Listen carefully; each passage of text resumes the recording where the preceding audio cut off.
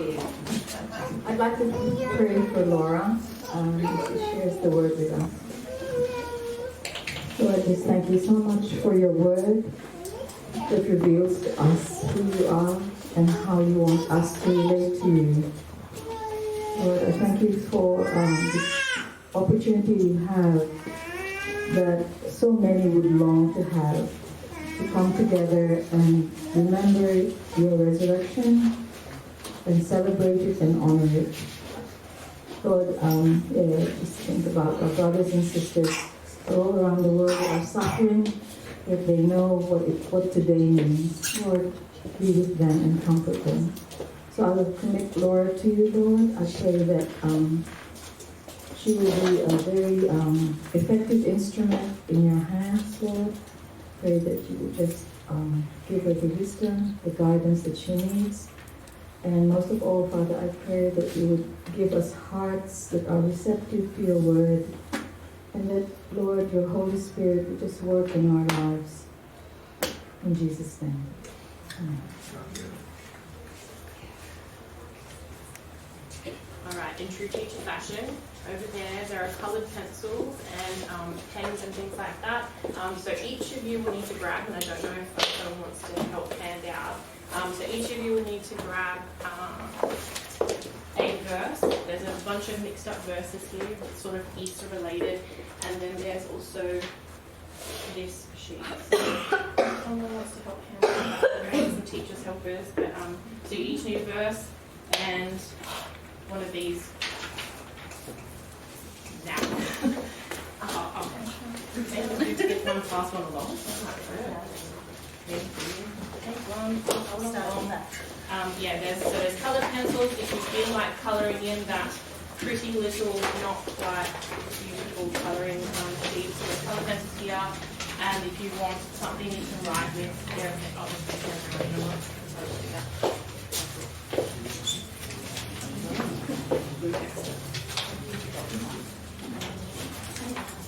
oh, please, and thank you.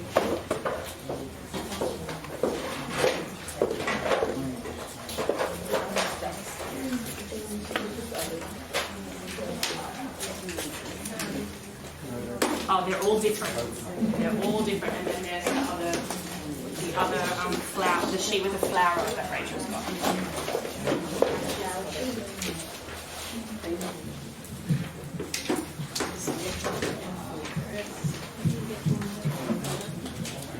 Yeah, there's coloured pencils if you want to use coloured pencils to colour that sheet. If you just want your glasses to be a little bit more colourful, that's okay.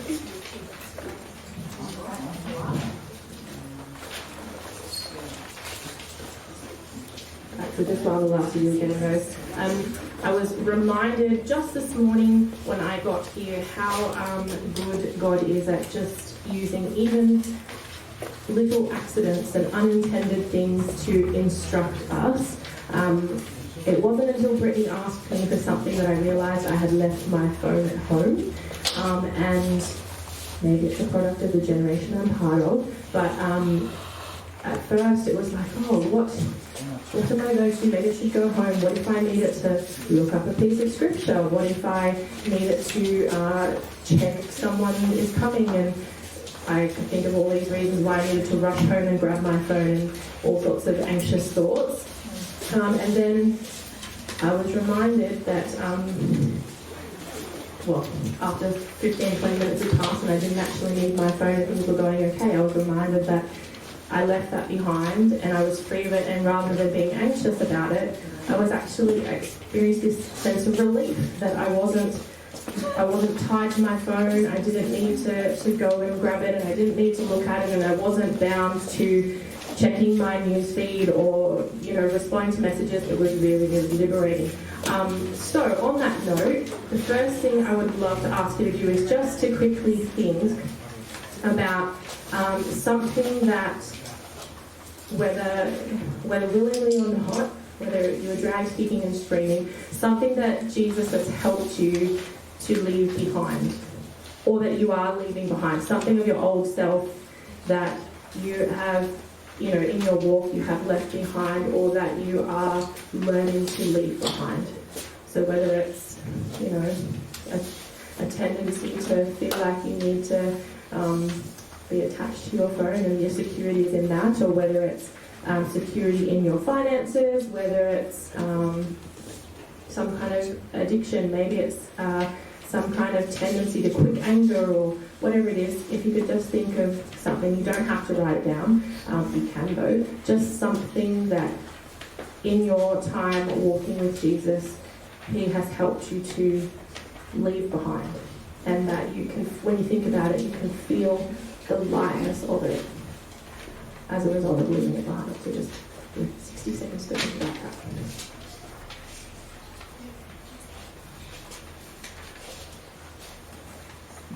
You don't have to share it out if you don't want to.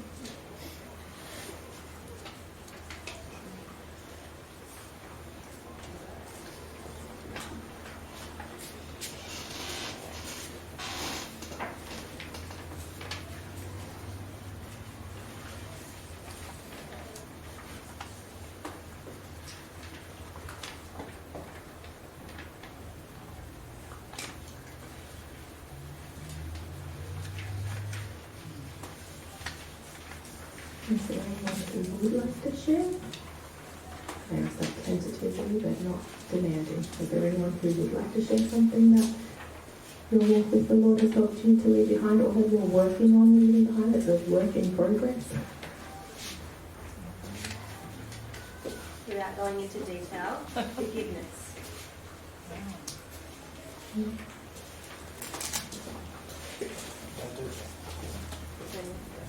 Yeah, details are not necessary. One word is I feel like my temper. Pauline goes to you. Without going into detail. Again, without going into detail, we're not asking what I want. Right.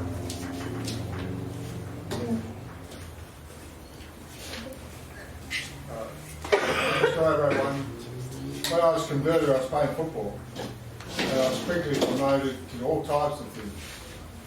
So the devil's hook of conceit got well laid in me, and still needs to be pulled out.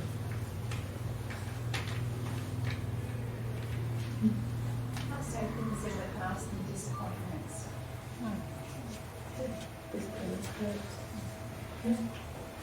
Okay, so just that little flower sheet that you have that you may be colouring or not, I just wanted to read a small section or a slightly larger section that comes around it. So it's from Psalm 39 and verse 4 to 7. This is David. I'm speaking to the Lord. Lord, remind me how brief my time on earth will be. Remind me that my days are numbered, how fleeting my life is. You have made my life no longer than the width of my hand. My entire lifetime is just a moment to you. At best, each one of us is but a breath. We are merely moving shadows, and all our busy rushing ends in nothing. We heap up wealth, not knowing who will spend it. And so, Lord, where do I put my hope? My only hope is in you. The one you've got on your paper looks a little bit different. Two of those words don't quite match what I've said, and we'll come to that later, so don't worry. So today, what I wanted to look at a little bit is just hope. One word, hope. I couldn't think of a fancy title. Hope. So what hope is, and isn't, and I'm talking about biblical hope. Where your hope is, pardon? Yeah, biblical hope, not the worldly stuff. So what hope is, where your hope is, why it matters, and why Jesus is hope. So the first one, what is hope? Hope is one of those things, sometimes it's really easy to define and sometimes it seems really tricky to put into words. We kind of have an understanding of what hope is, and most of us probably can think of at least one time, if not multiple times, where we've actually felt that's a sense of hope. But hope is a bit more than a feeling. Sometimes hope is a choice that we make. Sometimes hope seems really illogical and it completely flies in the face of reason and the circumstance that you find yourself in. At times, hope is the last thing that you are desperately clinging on to.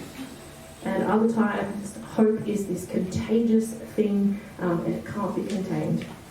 If you are a dictionary type person, so hope can be wanting something to happen or to be the case, a feeling of expectation and desire for a particular thing to happen, to expect with confidence, or an optimistic state of mind that's based on the expectation of positive outcomes in relation to events and circumstances in one's life or the world.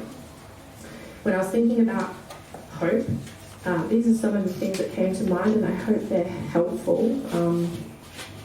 We'll see how we go. So the first one that came to mind was hope is a little bit like a baby. What you put it in matters. So it's a precious thing. And many people say that hope is one of the only crucial elements for healthy and happy human existence. And if hope is indeed as precious as a baby, then you kind of want to be careful, not just to whack it in any old contraption, or just to put it down somewhere and go away and leave it and come back later and not worry about it. That would be bad parenting. There is a way of thinking that says, if nothing else, you should invest money in what separates you from the ground. Anyone heard that one before? Invest money in what separates you from the ground? No, okay, maybe it's just me then. But the idea is that, shoes separate your feet from the ground, so, buying a good pair of shoes, or a bed is between you and the ground. Buy it and invest in a good bed for the long term. It's going to help your back and stuff. The car that you drive and the tyres that you put on the car, what one do you get matters. It separates you from the ground. Before Elijah was born, Gareth and I discovered that prams, car seats and other baby stuff were apparently also on that list, and they cost far too much money. So people at Baby Bunting Pen have pretty much smelled us coming from across the other side of the car park as first time to be parents, and they probably have dollar signs rolling in their eyes. And as soon as you walk in, I just remember being bombarded with all of these different options with massive price tags, and I couldn't tell one from the next. And you find out that apparently there are things that you need to think about that you didn't even know to think about. And with something as important as the safety of your firstborn child, it kind of does matter what car seat you put them in. When you are navigating the potholes that are on our roads and the crazy other drivers that we share the road with, and all the other dangers and things on the road. I was absolutely horrified when I saw recently some photos of the different things that used to qualify as child safety restraints. You used to be able to just put a kid in the middle seat next to you in a booster seat, which kind of looked a bit more like a swing. You could just chuck a bit of bassinet, have them there next to you, all good, no problem. My pop used to talk about an old car that he had, and the back seats of the car were milk crates. And so my mum and auntie spent a good amount of their time being driven around, sitting on milk crates with the seatbelts kind of, somewhere there. So yeah, not so great. In the same way, when we as Christians are navigating the difficulties of this narrow road that we're meant to follow Jesus along, what you put your hope in really does matter. Another one that came to mind was, and through my reading, hope is a bit like a rope. What it is tied to matters, as does what your rope is actually made out of. So I am not the outdoor adventure type person. I know, shock horror. I've not climbed a mountain. I haven't abseiled down a cliff. The closest I've come is a term of, indoor rock climbing when I was like 14 or something. Very adventurous. But I can tell you, one thing I reflected on was that you really had to put a lot of faith in the person at the Rock Climbing Centre that was the supervisor. You had to, or I had to at least, trust that the supervisor there knew the equipment and had tested the equipment, including the rope and the pulley system, to make sure that it didn't have any faults, didn't have any defects, because otherwise there were going to be not so great consequences. Better still for my confidence was seeing that supervisor using the very same rope and pulleys and carabiners and climbing wall that I was going to use, and going and actually doing it and seeing that, yep, it's tried and tested, it's okay, I can actually take a leap here and actually do that myself. And I like to think that that is a vote in favour of Jesus as the surest hope that there ever was. So a bit like that supervisor who tested all those things before me and climbed up ahead of me and demonstrated it, Jesus used all of the equipment in his spiritual arsenal. Prayer, truth from scripture, faith in the Father that he cultivated a deep and personal relationship with, fellowship, and so on, to scale that mountain that I could never hope to climb on my own. When he conquered it, and conquer it he did, he demonstrated the way and became the most empathetic, understanding, qualified instructor imaginable. So in Hebrews 12 verse 2 it says, fixing our eyes on Jesus, the pioneer and perfecter of our faith. So like that supervisor, he is the one that went before us, and he did it and he tested it. He faced all of those things and he conquered it. So we have someone in whose footsteps, whose reliable footsteps we can actually follow. But I'm getting apparently a bit distracted on that one. So in the Bible, specifically the Old Testament, one way hope is understood is tied to the idea, get it, rope, tied to the idea of a rope. So unlike some of the common criticism that we as believers sometimes feel, biblical hope, our hope in the Lord, is not a fluffy, pie in the sky kind of feeling that we have. It's not this clueless, mindless sense of optimism that we just have. It's not a baseless dream of things that we kind of might want things to be like. It's about a real anticipation for something better, something that we truly, to our cause, believe that is coming. So one of the Hebrew words for hope, kavah, on that sheet there, kavah, the word kav is actually tied to the idea of rope. So kavah is the word, one of the words for hope, and it's bound to this image of a rope that's pulled and held really tightly in tension. There's that tension and expectation, and you're just waiting for something to happen. And when that rope snaps, that's when you get that release, that thing that you expected to happen. So kavah, like a rope, it's that tension, that hope, that feeling of expectation that you have while you're waiting for something to happen. And there's another word, Hebrew word for hope, and that's yakal, the second one you've got. And it means to wait or to trust. So generally speaking, when we think about trust in a human sense, trust is something that you earn.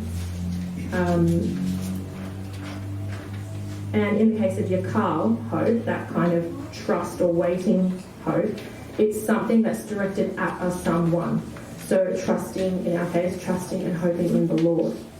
So quite unlike, if you guys have seen those industry super fund ads, there's always that little disclaimer at the end that says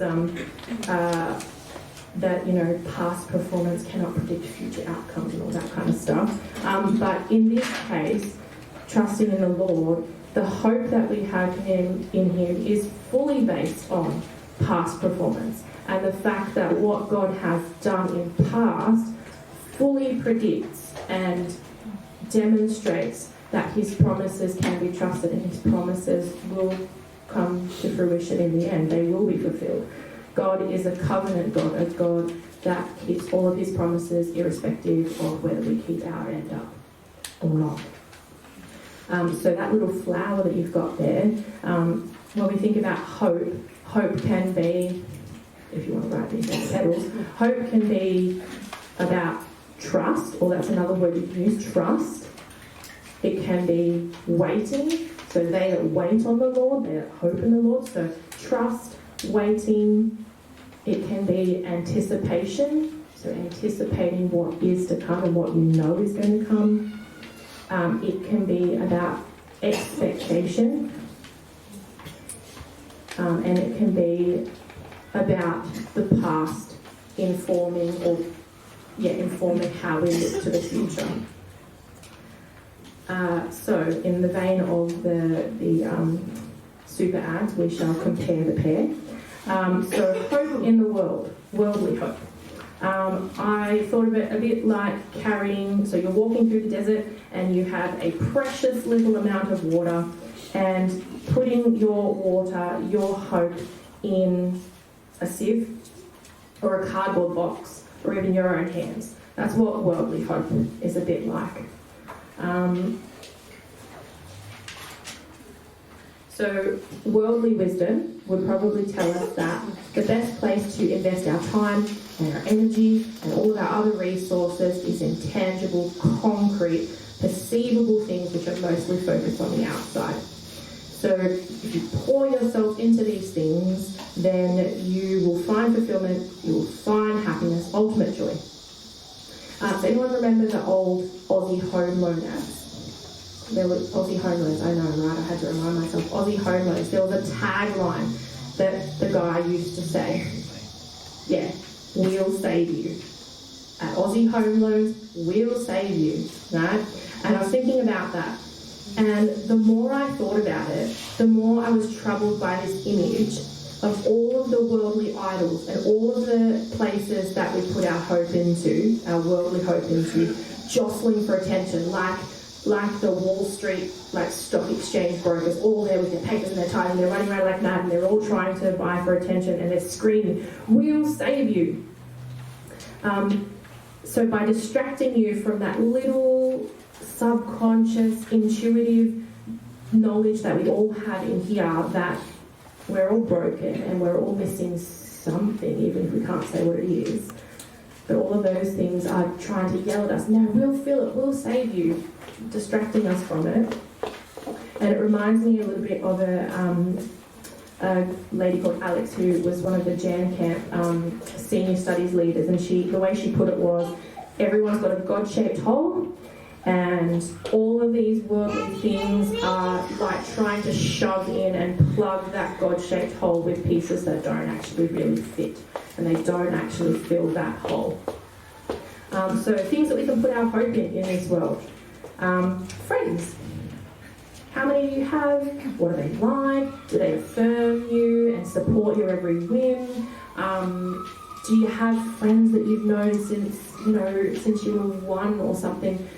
The thing about friends is, friendships can go really bad, but sometimes they just fade, and not through any particular wrongdoing, but they just fade. So putting hope in something that can just fade doesn't seem logical to me, although none of these things are inherently wrong in and of themselves. I love my friends. Friends are great. Friendship is wonderful. But it is not where we should be putting our ultimate hope for fulfillment and for joy and for satisfaction. Family. We are led to believe that if we find our perfect partner and we build our dream family with them, that's where we're going to find fulfillment. That's where we're going to get our meaning from and our purpose from. And so I guess it's no wonder that people are really sorely disappointed and disillusioned when families don't always work and relationships don't always work. Sometimes the going gets tough, and the pressure, the human brokenness, the sin creeps in, and it just taints the thing that was really ultimately meant for God's glory. Beauty and strength. Put our hope in beauty and strength, and they are things that fade like flowers, like grass. They wither and fade, and it's barely a blip on the map. Our abilities and gifts. There is always going to be someone who is more talented, more gifted, more able than you. however hard you might try, that's something you need to learn. And it's okay that that's the case. But if we put our worth and our hope in being the best at something or being talented, it's going to fall short pretty quickly. Accolades and acclaim and all of the positive attention, they come and go. Okay, approval, and this is something I really struggle with, the approval of people. It's a really tiring, really basically impossible task to please everyone and to get everyone's approval, and it is just this black hole of energy and effort and emotion to try and work purely for the approval of people. Your reputation, a bit like a house of cards, it takes such carefulness and time to actually build a house of cards, and in a tiny instant, a tiny motion, it all comes crashing down again. Your reputation, it's very fragile, and try as you might, a single photo or a single message or a single whisper or a rumour can just bring it crashing down. Your wealth. I don't know, I haven't lived, through a Great Depression or anything, but, global financial crisis and all that. It doesn't take more than a moment, the blink of an eye, for stupid amounts of money that I can't even comprehend, billions, trillions of dollars just to go like that. So if you're putting your hope in wealth and it can be taken from you in an instant like that, water in the sea, water in your hands, it's just going to go. Your health. I have been learning this over the last, however many years I've had children, 3 years, 4 years, that health is not something you can rely on. Children are petri dishes. Children go and spend time in daycare with other petri dishes that are full of germs, and they share them, and they bring them home, and they share them with one another, and then you get on this endless roundabout of sickness. Even young, healthy youths in the prime of their life cannot rely on health to be sure and to be stable. Intelligence.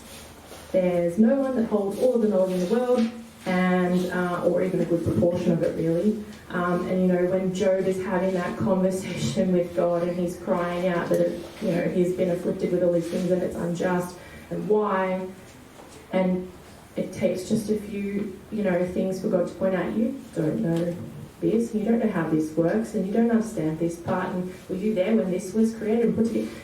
And quickly Job is reminded that his wisdom and all his knowledge is like a tiny thimble of water in all of the oceans of the world. It is nothing compared to God. Human goodness, putting your hope in human goodness. You only need to spend just a fraction of time on this earth to know that human goodness is at its best pretty frail, and it's tainted by sin. It doesn't take much to see that. And human leaders, even the best ones, even the best leaders, whether you're, whatever side of politics you're on, whatever, it's often said of kings, queens, monarchs, government leaders, that they're out of touch. They don't get it. They don't know what it's like to be an ordinary person. So how can we trust that they'll make the best decisions for us? How can we hope in them? Because they have no idea. They're completely out of touch with reality. The message of Easter is that there is something, or rather someone, in which our hope isn't actually misplaced. So unlike hope built on the shifting sands of things like wealth and health and power and, whatever, friends, family, relationships that are unreliable and unpredictable and are passing away actually, there is a hope that is a firm foundation, a rock of ages on which we can build our lives. One that is steadfast, one that is sure, one that's built on the foundation of unfailing love and faithfulness. The biblical hope that we have is grounded in God, not on optimism or man. So optimism is about choosing to see how circumstances, however terrible they might be, that they could possibly work out for the best. Biblical hope isn't about circumstances. In fact, people in the Bible who yakal or kavar, often recognize that there's no human way that anything about their circumstances is going to get better, and they choose to hope in God anyway. They don't see with their eyes how things can get any better, but they choose to hope, not in circumstances, not in man, but in a God who stretched out his hand to rescue them in the past from impossible circumstances, and a God who has faithfully fulfilled his promises time and time again. That's biblical hope. And, Easter, our hope in Jesus. 1 Corinthians 1:18 says, "For the message of the cross is foolishness to those who are perishing, but to us who are being saved, it's God. That it is the power of God." To some people, the message of Easter and the message of salvation and Jesus' death and resurrection is utter foolishness. It makes no sense at all. So the arguments go something like, "Oh, he's not special. He's just another wise guy that came and taught some good things, but that's it." Or there's no logic in it. A guy coming back to life after 3 days of being dead and buried, yeah, right? If he was really God, why didn't he just get himself down off the cross and save himself? Why didn't he just overpower with his, mind tricks to convince the religious leaders? I believe in Jesus if he did this for me, or changed that for me, or showed me this sign, showed me this, God demonstrating that he's real by doing this thing that I ask. Why would you put your hope in someone who doesn't answer your prayers on demand? You asked for this thing and you didn't get it. What more evidence do you need that this Jesus guy, just a little fairy story, he's not relevant today, when we know and understand so much more? We have science, we have modern medicine, we have no place for these superstitions and fairy tales anymore. Oh, Jesus isn't for me, he doesn't fit with my life, he doesn't fit with my beliefs, I don't need that crutch. Or, Jesus is a little bit uncomfortable. He says things and he lives out things that don't really mesh with me and what I feel good about and what I feel comfortable about. So, Jesus isn't really for me. Many people who refuse to put their hope in God level all sorts of accusations at him, that he is neglectful, that he's unjust, that he's indifferent. Why trust in a God who isn't good, who doesn't care, who ignores suffering, who's a guilty participant, even an instigator of suffering? Why put your hope in a God who sits up there, above it all, completely removed and unmoved? What would God know of death and loss and pain and betrayal and heartache and poverty and despair and fear, the stuff that I feel? What would a God up there that's so far removed, what would he know about my stuff, my suffering?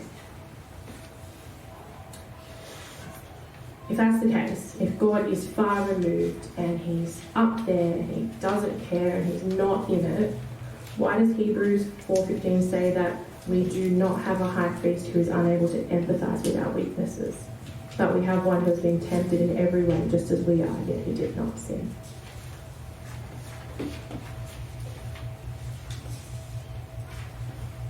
God is with us, Emmanuel, in the flesh, fully human, fully vulnerable to every form of suffering and trial that we as weak people are subject to. So, poverty. He was a refugee in a foreign land. His father was a humble carpenter.